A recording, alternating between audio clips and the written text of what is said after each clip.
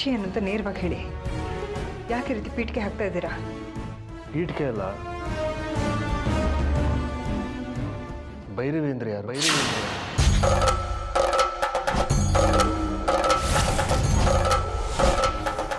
ಯಾಕೆ ಇಷ್ಟೊಂದು ಭಯ ಪಡ್ತಿದ್ದೀರಾ? ಯಾರದು? ಅವ್ರು ಯಾಕೆ ನನಗೆ ಇದ್ದಕ್ಕಿದ್ದಾಗೆ ಫೋನ್ ಮಾಡಿದ್ರು?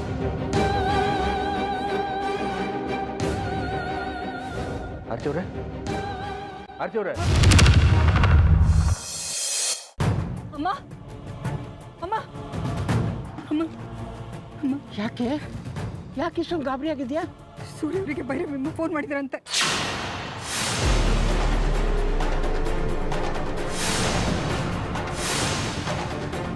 ಅವ್ರಿಗೆ ಹೇಗಮ್ಮ ಸೂರ್ಯರ ನಂಬರ್ ಸಿಕ್ತು? ನಿನಗ್ಯಾರು ಹೇಳಿದ್ರು ಈ ವಿಷಯ? ಸೂರ್ಯವರು ಭೈರವೆಂಬನ ಬಗ್ಗೆ ಕೇಳಿದ್ರು, ಅವ್ರ ಬಗ್ಗೆ ವಿಚಾರಿಸಿದ್ರು. ಆದ್ರೆ ನಾನೇನು ಹೇಳ್ದೆ ಹಾಗೆ ಹೊಡ್ಬಂದೆ. ನಾನು ಈ ವಿಷಯನ ನಿನಗೆ ತಿಳಿಸ್ಬಾರ್ದು ಅಂತ ಸೂರ್ಯ ಅವ್ರಿಗೆ ಹೇಳಿದ್ದೆ, ಆದ್ರೂ ಹೇಳ್ಬಿಟ್ರ ಅವರು? ಅಮ್ಮ, ನನ್ನ ಬಗ್ಗೆ ಸೂರ್ಯ ಹತ್ರ ಏನಾದ್ರು ಹೇಳಿದ್ರೆ ಸೂರ್ಯ ಅವ್ರು ಹೇಳ್ಬೇಕಾಗಿರೋದು ಅದು ಅವ್ರ ಕರ್ತವ್ಯ. ಈ ಭೈರವೆಂಬ ಫೋನ್ ಮಾಡಿ ಬಾಯ್ ಬಂದಾಗ ಮಾತಾಡಿದಾರೆ, ಅದನ್ನ ಕೇಳ್ತಾ ಇರ್ತಾರ ನನ್ನ ಹತ್ರ? ಇಂಥ ವಿಚಾರನ ನನ್ನ ಹತ್ರ ಕೇಳಬಾರ್ದು ಅಂತ ಹೇಳಿದ್ದು ನಿಮ್ ತಪ್ಪು. ಯಾಕೆ ನೀವು ಹಾಗೆ ಹೇಳಿದ್ರಿ? ಯಾಕೆ ಅಂದ್ರೆ ನಾನು ಏನೇ ಹೇಳಿ, ಈಗ ಮನೇಲಿ ನಡೀತಿರೋ ರಾಧಾಂತಾನೆ ಸಾಕು. ಆದಿ ಆರ್ಯನ್ ಮದುವೆ ವಿಷಯದಲ್ಲಿ ನೀನು ಟೆನ್ಷನ್ ಮಾಡ್ಕೊಂಡಿದ್ಯಾ. ಈ ಮದುವೆನ ಹೇಗೆ ನಿಭಾಯಿಸೋದು ಅಂತ ಒದ್ದಾಡ್ತಾ ಇದೆಯಾ.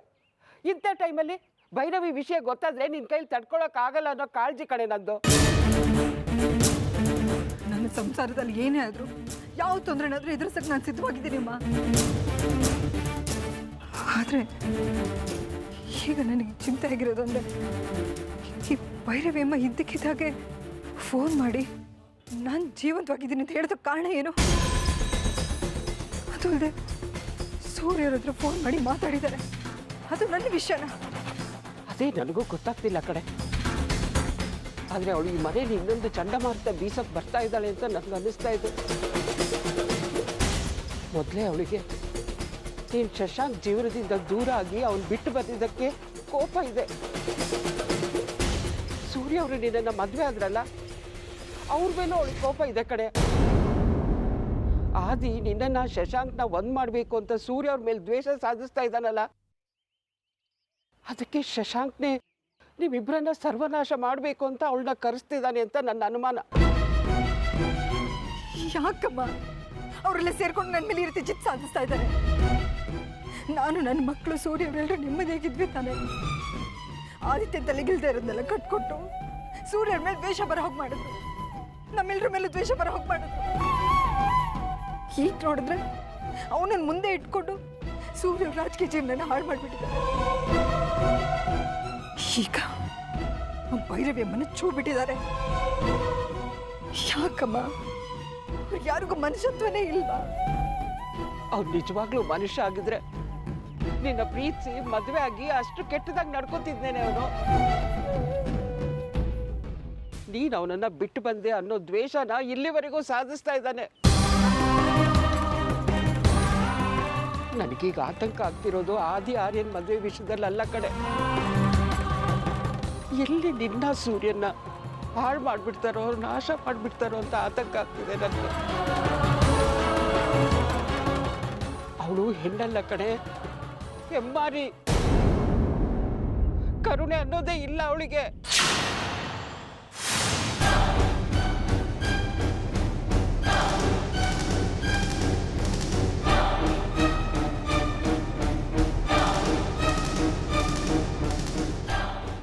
ನಾನು ಎಲ್ಲಿವರೆಗೆ ಹೆದರ್ತೀನೋ ಅಲ್ಲಿವರೆಗೂ ನನ್ನ ಹೆದರ್ಸ್ತಾನೆ ಇರ್ತಾರ ಅವರು. ನಾನು ಸುಮ್ಮನೆ ಇರೋದಿಲ್ಲ ಅಮ್ಮ. ಅಕಸ್ಮಾತ್ ನನಗಿಲ್ಲಿಗೆ ಬಂದು ತೊಂದರೆ ಕೊಡೋಕ್ಕೆ ಶುರು ಮಾಡಿದ್ರೆ ಖಂಡಿತವಾಗ್ಲೂ ನಾನು ಸುಮ್ಮನೆ ಇರಲ್ಲ. ನಾನು ಸೂರ್ಯ ಅವ್ರ ಸೊತ್ತು, ಅವ್ರ ಸ್ವತ್ತಲ್ಲ. ಮಕ್ಕಳು ಮದುವೆ ಮಾಡೋ ಟೈಮಿಗೆ ಏನಾದರೂ ಬಂದರು ನನಗೆ ಕಾಟ ಕೊಟ್ಟರೆ ನಾನು ಕೈ ಕಟ್ಕೊಂಡು ಸುಮ್ಮನೆ ಕೂತಿರಲ್ಲ. ತೊಂದರೆನ ನಾನು ಕೊಡೋಕೆ ಶುರು ಮಾಡ್ತೀನಿ. ಅವಳು ಎದುರಾಕೊಳ್ಳೋಕ್ಕಾಗಲ್ಲ ಕಡೆ. ನೀನು ಹಾಗೇನಾದರೂ ಮಾಡಿದರೆ ಅದು ಪರಿಣಾಮ ಸೂರ್ಯ ಅವ್ರ ಮೇಲೆ ಬೀಳುತ್ತೆ. ದುಡುಕಿ ನಿರ್ಧಾರ ತಗೊಳ್ಳೋದು ತಪ್ಪು ಆಗ್ತಿ. ತಪ್ಪು ಅಂತ ತಲೆ ತೆಗೆಸ್ಕೊಂಡು ಕೂತ್ಕೊಂಡ್ರೆ ನನ್ನ ಬಲಿ ಕೊಡೋ ಕುರಿ ಮಾಡಿಬಿಡ್ತಾರೆ. ನಾನು ಸುಮ್ಮನೆ ಇರೋದಿಲ್ಲ ಅಮ್ಮ. ಸೂರ್ಯ ಅವ್ರ ತಂಟೆಗೆ ಏನಾದರೂ ಬಂದರೆ ಅವರೆಲ್ಲರಿಗೂ ಬೇವ್ರು ಇಳಿಸ್ಬಿಡ್ತೀನಿ.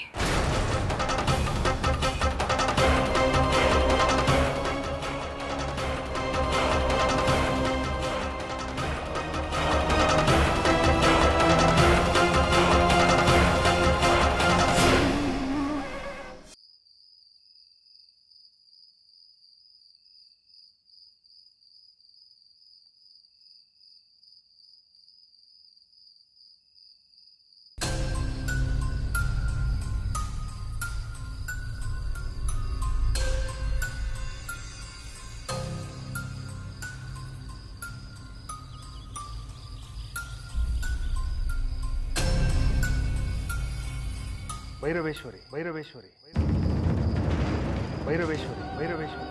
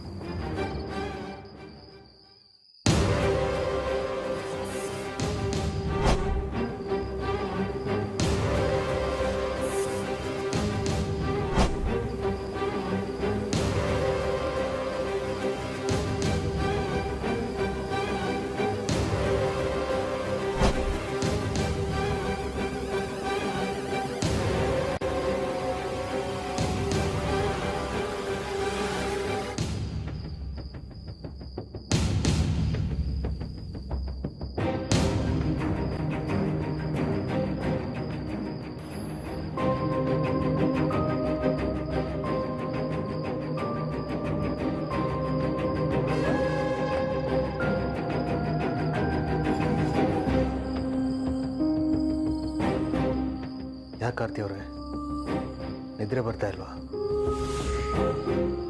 ಇಲ್ಲ, ಆ ಕಡೆ ಈ ಕಡೆ ಹೊರನಾಡಿ ಸಾಕಾಯ್ತು. ನನಗೆ ನಿದ್ದೆನೇ ಬರ್ತಾ ಇಲ್ಲ. ಭೈರವಿ ಹೆಸರು ಹೇಳಿದ್ರೆ ನಿಮಗೆ ನಿದ್ರೆ ಬರಲ್ಲ ಅಂತ ಶೋಭಮ್ಮ ಹೇಳಿದರು. ಈಗ ಸತ್ಯ ಅಂತ ಗೊತ್ತಾಯ್ತು. ಯಾಕೆ ನೀವಿಬ್ರು ಅವ್ರಿಗೆ ಅಷ್ಟೊಂದು ಹೆದರ್ಕೋತಾ ಇದ್ದೀರಾ? ಅವ್ರ ಬಗ್ಗೆ ನಿಮಗೆ ಗೊತ್ತಿಲ್ಲ ಸೂರ್ಯ ಅವರೇ, ಅವ್ರು ತುಂಬ ಕೆಟ್ಟವರು. ಕೆಟ್ಟವರು ಅಂದರೆ ಯಾವ ರೀತಿ? ಅದನ್ನು ಮಾತ್ರ ಕೇಳಬೇಡಿ. ಅದನ್ನೆಲ್ಲ ನೆನೆಸ್ಕೊಂಡ್ರೆ ನನಗೆ ಭಯ ಆಗುತ್ತೆ. ಅವ್ರು ಯಾರು ಏನು ಅನ್ನೋದನ್ನು ಈಗಲಾದರೂ ಬಿಡಿಸಿ ಹೇಳಿ. ನೀವು ಹೇಳ್ತಿಲ್ಲ, ಶೋಭಮ್ಮನ ಹೇಳ್ತಿಲ್ಲ ಅಂದರೆ ನನಗೆ ಹೇಗೆ ಅರ್ಥ ಆಗ್ಬೇಕು ಹೇಳಿ? ಪ್ಲೀಸ್ ಸೂರ್ಯ ಅವರೇ, ಆದಷ್ಟು ನೀವು ತುಂಬ ಹುಷಾರಾಗಿರಿ. ಯಾವುದೇ ಕಾರಣಕ್ಕೂ ಅವ್ರ ಕಣ್ಣಿಗೆ ಕಾಣಿಸ್ಕೊಳಕ್ಕೆ ಹೋಗ್ಬೇಡಿ. ಅವ್ರ ಫೋನ್ ಬಂದರೂ ರಿಸೀವ್ ಮಾಡೋಕ್ಕೆ ಹೋಗ್ಬೇಡಿ. ಒಂದು ವೇಳೆ ಅವ್ರು ಇಲ್ಲಿಗೆ ಬಂದರು ಅವ್ರ ಕಣ್ಣಿಗೆ ಮಾತ್ರ ಕಾಣಿಸ್ಕೊಳಕ್ಕೆ ಹೋಗ್ಬೇಡಿ. ಅವ್ರನ್ನ ಹ್ಯಾಂಡ್ಲ್ ಮಾಡೋ ಜವಾಬ್ದಾರಿ ನಂದು ಅಮ್ಮಂದು, ಸರಿನಾ? ಅಂದರೆ ಅವರಿಂದ ನನಗೇನಾದರೂ ತೊಂದರೆ ಆಗ್ಬೋದು ಅನ್ನೋ ಆತಂಕ. ಸದ್ಯ ನನ್ನ ಮೇಲೆ ಇಷ್ಟಾದರೂ ಕಾಳಜಿ ಇದೆಯಲ್ಲ ಅಂತ ನನಗೆ ಗೊತ್ತಾಯಿತು. ಅದೇ ಸಮಾಧಾನ. ನೀವೇನೇನೋ ಮಾತಾಡಬೇಡಿ ಸೂರ್ಯವ್ರೆ. ನೀವಿಲ್ಲಾಂದ್ರೆ ನನಗೆ ಯಾವ ಪ್ರಪಂಚನೂ ಇಲ್ಲ.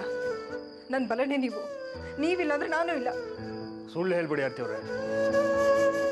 ನಿಮಗೆ ನನ್ನ ಮೇಲೆ ನಂಬಿಕೆ, ಪ್ರೀತಿ, ವಿಶ್ವಾಸ, ಕಾಳಜಿ, ನಿಮ್ಮ ಶಕ್ತಿ, ನಿಮ್ಮ ಬಲ ಇದೆಲ್ಲ ನಾನು ಅಂತ ಹೇಳ್ತಾ ಇದ್ದೀರಲ್ಲ, ಅದೆಲ್ಲ ನಿಜ ಆಗಿದ್ದಿದ್ರೆ ಈ ವಿಷಯನ ನನ್ನಿಂದ ಮುಚ್ಚಿಡ್ತಿರ್ಲಿಲ್ಲ. ನಾನೇ ಬೇಕು ಬೇಕು ಅಂತ ಮುಚ್ಚಿಡ್ತಾ ಇಲ್ಲ. ಅದಕ್ಕೆ ಕಾರಣ ಇದೆ. ಅದನ್ನು ಹೇಳಿ ಅಂತ ನಾನು ಬಲವಂತ ಮಾಡಲ್ಲ. ಅದನ್ನು ಕೇಳಿಸ್ಕೊಳ್ಳೋ ಇಂಟ್ರೆಸ್ಟು ನನಗಿಲ್ಲ. ಆದರೆ ಈಗ ನೀವೇನು ನನಗೆ ತೋರಿಸ್ತಾ ಇದ್ದೀರಲ್ಲ ಕಾಳಜಿ, ಅದರ ಅವಶ್ಯಕತೆ ನನಗಿಲ್ಲ.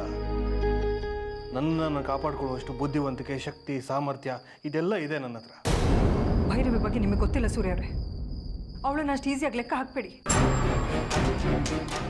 ಪ್ರಶಾಂತವಾಗಿ ದೂರಲ್ಲಿ ದಂಗೆ ಎಬ್ಬಿಸಿ 20 ಜನನ ಅಮಾನುಷವಾಗಿ ಕೊಂದ ಕೊಲೆ ಪಾತಕಿಯವಳು.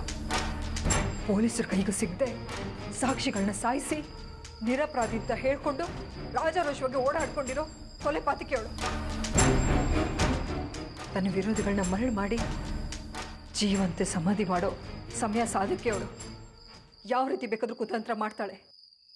ಯಾವ ಟೈಮಲ್ಲಿ ಹೇಗಿರ್ತಾಳೆ ಅನ್ನೋದು ಕಲ್ಪನೆಯೂ ಮಾಡ್ಕೊಳ್ಳೋದಕ್ಕಾಗಲ್ಲ. ಅಂತ ನಿಗೂಢ ವ್ಯಕ್ತಿತ್ವ ಅವಳದು. ಈಗ ಇಲ್ಲಿ ಬರ್ತಿರೋ ಉದ್ದೇಶನೇ ನಮ್ಮಲ್ಲಿ ಸೇರಿ ತೀರಿಸ್ಕೊಳ್ಳೋದಕ್ಕೆ. ನಮ್ಮ ಮೇಲೆ ಸೇರಿ ತೀರ್ಸ್ಕೊಳ್ಳೋದಕ್ಕ? ನಾನೇನು ತಪ್ಪು ಮಾಡಿದ್ದೀನಿ ಅಂತ ಅವ್ರು ನನ್ನ ಮೇಲೆ ದ್ವೇಷ ಇಟ್ಕೊಂಡಿದ್ದಾರೆ? ನೀವು ನನ್ನ ಮದುವೆ ಆದ್ರಿ ಅನ್ನೋ ಒಂದೇ ಒಂದು ಕಾರಣಕ್ಕೆ, ಶಶಾಂಕ್ ನಾನು ಬಿಟ್ಟು ಬಂದೆ ಅನ್ನೋ ಕಾರಣಕ್ಕೆ ಇನ್ನೂ ಅವಳಿಗೆ ನನ್ನ ಮೇಲೆ ಕೋಪ ಇದೆ. ಹಾಗಾದರೆ ನನ್ನ ಮೇಲೆ ಸೇಡ್ ತೀರಿಸ್ಕೊಳ್ಳೋದಕ್ಕೆ ಆದಿನೇ ಅವ್ರನ್ನ ಕರ್ಸ್ಕೊಂಡಿದ್ದಾನೆ ಅಂತ ಅನ್ಸುತ್ತೆ. ಅಲ್ಲ, ಆದಿಗೆ ಭೈರವಿ ಯಾರು ಅನ್ನೋದೇ ಗೊತ್ತಿಲ್ಲ. ಅಂತರೊಬ್ರು ನಮ್ಮ ರಿಲೇಟಿವ್ ಇದ್ದಾರೆ ಅನ್ನೋದು ಅವನಿಗೆ ಗೊತ್ತಿಲ್ಲ. ಅವನಿಗೆ ಗೊತ್ತಿಲ್ಲ ಅಂತ ನೀವು ಅಂದ್ಕೊಂಡಿದ್ದೀರ, ಆದರೆ ಅವರು ನಿಮಗೆ ಗೊತ್ತಿಲ್ಲದ ಹಾಗೆ ಎಲ್ಲ ತಿಳ್ಕೊಂಡು ಅವ್ರನ್ನ ಕರ್ಸ್ಕೊಂಡಿರ್ತಾನೆ. ಅದು ನಿಮಗೆ ಗೊತ್ತಿಲ್ಲ ಅಷ್ಟೇ. ಆದಿ ಮೇಲೆ ಯಾಕೆ ನಿಮಗೆ ಇಷ್ಟೊಂದು ಕೋಪ? ಅವ್ನು ಮಾಡ್ತಿರೋ ತಪ್ಪಿಗೆ ನೀವು ಯಾಕೆ ಅವನ್ನ ದೂರ್ತಾ ಇದ್ದೀರಾ? ಇದೆಲ್ಲ ಮಾಡ್ತಿರೋದು ಆ ಶಶಾಂಕ್, ಆದಿತ್ಯ ಅಲ್ಲ. ಪ್ಲೀಸ್ ಸೂರ್ಯವ್ರೆ, ಹಾಗೆಲ್ಲ ಮಾತಾಡಬೇಡಿ. ನಿಮಗೆ ಯಾವ ಕಷ್ಟ ಬರ್ದಿರೋ ಹಾಗೆ ನಾನು ನೋಡ್ಕೋತೀನಿ. ನಿಮ್ಗೆ ಯಾವ ತೊಂದರೆನೂ ಆಗಲ್ಲ. ಒಂದು ವೇಳೆ ನಿಮಗೇನಾದರೂ ತೊಂದರೆ ಆದರೆ ನನ್ನ ಜೀವ ಕೊಟ್ಟಾದ್ರೆ ನಿಮ್ಮನ್ನ ಉಳಿಸ್ಕೋತೀನಿ. ನನಗೆ ನಿಮ್ಮ ಸಹಾಯ ಬೇಕಾಗಿಲ್ಲ. ನನ್ನನ್ನು ನಾನು ಪ್ರೊಟೆಕ್ಟ್ ಮಾಡ್ಕೊಳ್ಳೋಷ್ಟು ತಾಕತ್ತು ನನಗಿದೆ. ಆ ವಯಸ್ಸಾದ ಹೆಂಗಸನ್ನು ಇಟ್ಕೊಂಡು ಆದಿ ಮತ್ತು ಅವನ ಅಪ್ಪ ಅದು ಏನು ಮಾಡ್ತಾರೋ ನಾನು ನೋಡ್ತೀನಿ. ಅವಳು ಎಷ್ಟೇ ಕೆಟ್ಟವಳಾಗಿದ್ರೂ ನನ್ನನ್ನೇನು ಮಾಡೋದಕ್ಕಾಗಲ್ಲ. ಇದನ್ನೆಲ್ಲ ಮನಸ್ಸಲ್ಲಿ ಇಟ್ಕೊಂಡು ನಿದ್ರೆನ ಹಾಳು ಮಾಡ್ಕೋಬೇಡಿ. ದಯವಿಟ್ಟು ಬಂದು ಮಲ್ಕೊಳ್ಳಿ.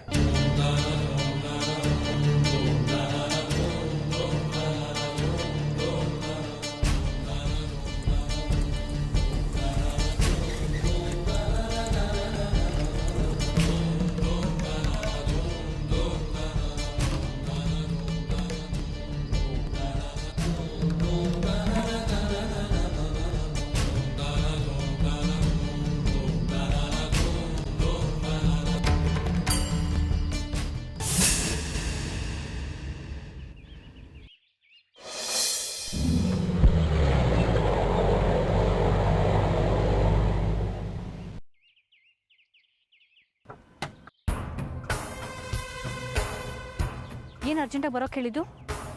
ಆದಿ ನನ್ನ ಹತ್ರ ಮಾತಾಡಬೇಕು ಅಂತ ಆರ್ತಿ ಹತ್ರ ಹೇಳಿ ಕಳಿಸಿದ್ದಾನೆ. ಅದು ಮದುವೆ ವಿಚಾರಕ್ಕೆ. ನಾನು ಮಾಡ್ತಿರೋದು ಸರಿನೋ ತಪ್ಪೋ ನನಗೊಂದು ಗೊತ್ತಾಗ್ತಾ ಇಲ್ಲ.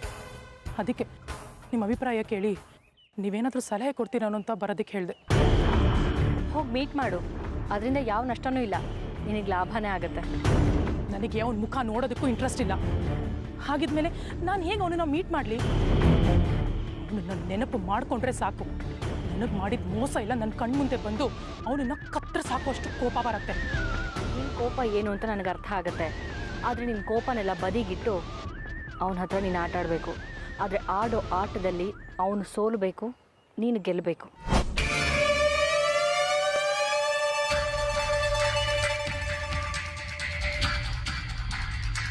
ಹಾಗೆ ನೀನು ಇವಾಗ ಹೋಗ್ತಿರೋದು ನಿನ್ನ ಮದುವೆ ಮಾತುಕತೆಗಲ್ಲ. ಇದನ್ನೊಂದು ಟಾಸ್ಕ್ ಅಂತ ಅನ್ಕೋ. ಆ ದಿನ ನಿನ್ನ ಮಾತಿನಲ್ಲಿ ನೀನು ಮರಳು ಮಾಡಬೇಕು. ಅವನು ನಿನ್ನ ಮುಷ್ಟಿನಲ್ಲಿ ಬಿಗಿಯಾಗಿ ಉಳ್ಕೋಬೇಕು.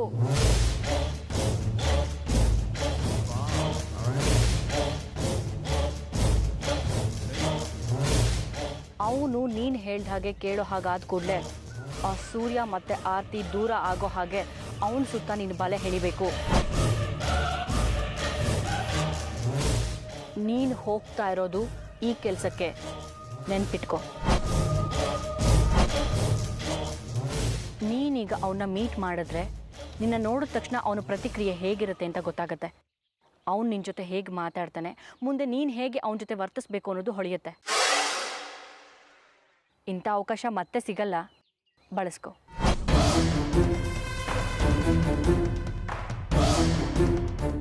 ನೀವು ಹೇಳ್ತಿರೋದು ಸರಿನೇ ಇದೆ. ನನಗಾದ ಮೋಸಕ್ಕೆ ನಾನು ಸೇಡ್ ತೀರಿಸ್ಕೊಳ್ಳೋದಕ್ಕೆ ಇದೇ ಸರಿಯಾದ ಸಮಯ. ಆರ್ತಿ ನಿನ್ನನ್ನು ಆ ಮನೆಗೆ ಕರ್ಕೊಂಡು ಹೋಗಿರೋದು ಆದಿ ಜೊತೆ ನಿನ್ನ ಮದುವೆ ಮಾಡಬೇಕು ಅಂತ. ಅದು ಅವಳ ಕನಸು ಕೂಡ. ಅದನ್ನು ನೀನು ಎನ್ಕ್ಯಾಶ್ ಮಾಡ್ಕೊ. ಆ ದಿನ ಮದುವೆ ಆಗು, ಆದರೆ ಅವ್ನು ನೆಮ್ಮದಿಯಾಗಿರೋದಕ್ಕೆ ಬಿಡಬೇಡ. ಸೂರ್ಯನ ಮೇಲೆ ಸೇಡ್ ತೀರಿಸ್ಕೋಬೇಕು ಅಂತಿರೋ ಆ ದಿನ ಹುರಿದುಂಬಿಸು. ಆರ್ತಿ ಹಾಗೂ ಸೂರ್ಯನ ಬೇರೆ ಬೇರೆ ಮಾಡಬೇಕು ಅಂತಿರೋ ಆದಿತ್ಯಂಗೆ ನೀನು ಸಹಾಯ ಮಾಡು. ಒಟ್ಟಲ್ಲಿ ಆದಿ ಮನಸ್ಸಲ್ಲಿ ದ್ವೇಷ ಅನ್ನೋದು ಹೆಮ್ಮರವಾಗಿ ಬೆಳಿಬೇಕು ಅಷ್ಟೇ.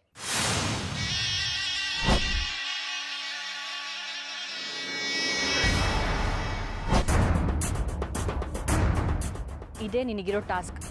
ಯಾವುದೇ ಕಾರಣಕ್ಕೂ ಇದನ್ನು ಮರಿಬೇಡ. ನೀವಿಷ್ಟು ಹೇಳಿದ್ರಲ್ಲ, ನನಗೀಗ ಧೈರ್ಯ ಬಂತು. ಅವ್ರು ಯಾರಿಗೂ ಅನುಮಾನನೇ ಬರಬಾರ್ದು. ಹಾಗವ್ರ ಅಂತ್ಯ ಮಾಡ್ತೀನಿ.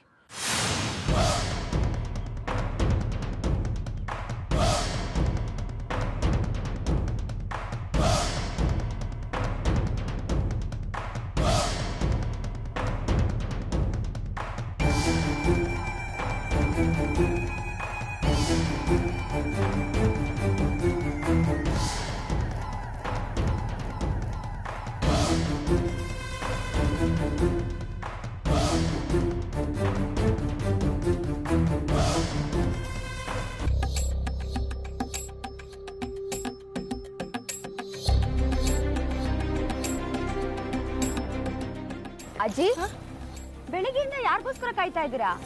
ಯಾರೋ ಒಬ್ರು ಮುಖ್ಯವಾದವ್ರು ಬರ್ಬೇಕಣೆ, ಅದಕ್ಕೆ ಕಾಯ್ತಾ ಇದೀನಿ. ಅಜ್ಜಿ ಅಜ್ಜಿ, ಬರೋರು ಬರ್ತಾರೆ. ಬರೋರ್ಗೋಸ್ಕರ ಈ ತರ ಕಾಯಕ್ಕಾಗತ್ತಾ? ಯಾಕೆ ಇಷ್ಟೊಂದು ಟೆನ್ಷನ್ ಮಾಡ್ಕೊಂಡಿದ್ದೀರಾ ನೀವು? ಅಷ್ಟೊಂದು ಹಗುರವಾಗಿ ಮಾತಾಡ್ಬೇಡ ಅವ್ರ ಬಗ್ಗೆ. ನಿನಗೇನೇ ಗೊತ್ತವ್ರು ಯಾರು ಅಂತ? ಅವ್ರನ್ನ ನೀನು ಸಾಮಾನ್ಯದವ್ರು ಅನ್ಕೋಬೇಡ. ಒಂದ್ ಕಾಲದಲ್ಲಿ ಸರ್ಕಾರನೇ ಗಡಗಡ ಅಂತ ನಡಗಿಸಿದ ಹೆಣ್ಣು ಅವರು. ನೋಡೆ, ಬರ್ತಿದ್ದಾಗೆ ಕಾಲು ಬಿದ್ದು ಆಶ್ರಮ ತಗೊಂಬಿಡು. ನಿನಗೆ ಯಾರಿಂದನೂ ತೊಂದರೆ ಆಗ್ಬಾರ್ದು, ಹಾಗೆ ಅವ್ರು ನೋಡ್ಕೊಂತಾರೆ. ಅಜ್ಜಿ, ನನ್ಗೆ ಭಯ ಅಂತ ಏನೂ ಇಲ್ಲ. ಯಾಕಂದ್ರೆ ನನ್ ರಕ್ಷಣೆಗೆ ಅಂತ ಚಕ್ರಿ ಇದಾರಲ್ಲ. ನೀನ್ ಚಕ್ರಿ ತರದವ್ರು 100 ಜನ ಚಕ್ರಿಗಳು ಸೇರಿದ್ರು ಚಕ್ರಿ ತರ ಗರಗರ ಅಂತ ತಿರುಗಿಸ್ಬಿಡ್ತಾರೆ ಅಂತವ್ರು ಭೈರವಿ. ಹೌದಾ ಆಂಟಿ? ಹಾಗಿದ್ರೆ ಅದು ಯಾರು ಅಂತ ನೋಡ್ಲೇಬೇಕು. ನೋಡ್ತೀಯಾ? ಬರ್ತಾರೆ.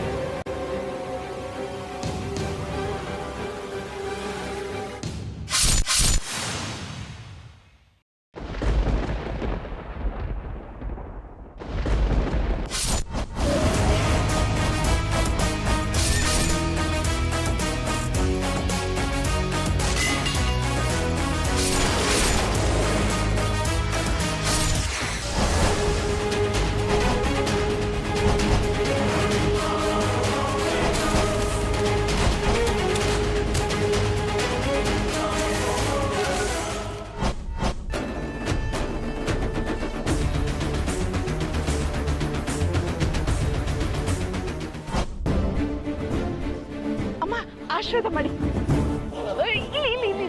ನನ್ನ ಬ್ಲೆಸ್ಸಿಂಗ್ ನಿಮ್ಗೆ ಯಾವಾಗಲೂ ಇರುತ್ತೆ. ಇದೇನಮ್ಮ ಕೈಯಲ್ಲಿ ಕೋಲು, ಕನ್ನಡ ಕರ್ನಾಟಕ, ಕಣ್ ಕಾಣಿಸೋದಿಲ್ವಾ? ಒಂದು ಸಣ್ಣ ಆಕ್ಸಿಡೆಂಟು, ಐಸ್ಗೆ ಗ್ಲಾಸ್ ಚುಚ್ಕೊಂಡು ಕಾಣಿಸ್ತಾ ಇಲ್ಲ.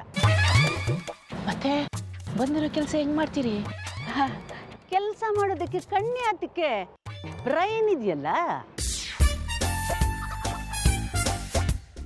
ಅಜ್ಜಿ, ನಾನು ಶಶಾಂಕ್ ಅವ್ರ ಮಗಳು ಜಾಸ್ಮಿನ್ ಅಂತ. ಆಶೀರ್ವಾದ ಮಾಡಿ. God bless.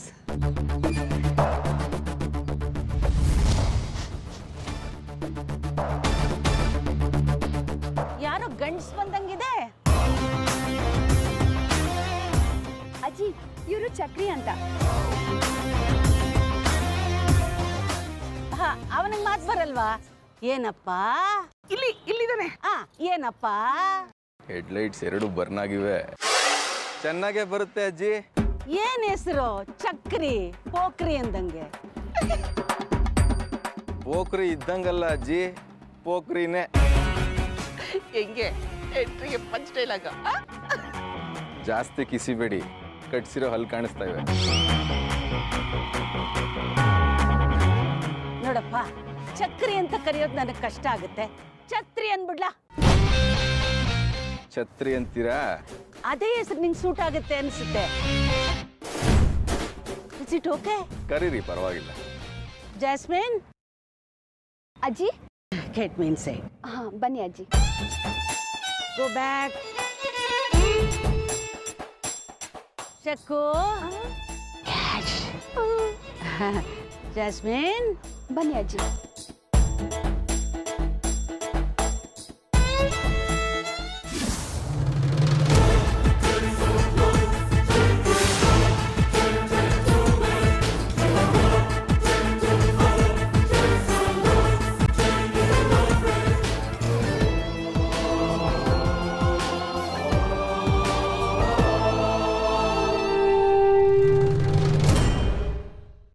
ಮನೆಗೆ.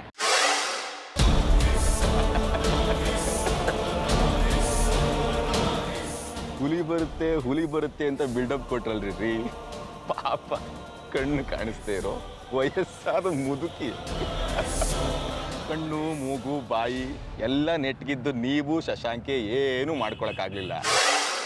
ನೀ ಅಮ್ಮ ಗೊತ್ತಾಗತ್ತೆ ಭೈರವಿ ಅಂದ್ರೆ ಏನು ಅಂತ. ಭೈರವಿ ಅಲ್ಲ, ಬ್ರಹ್ಮನೇ ಬಂದ್ರು ನನ್ನನ್ನು ಈ ಮನೆಯಿಂದ ಆಚೆ ಹಾಕಕ್ ಆಗಲ್ಲ. ನೋಡೋಣ. ನೋಡ್ತೀನಿ.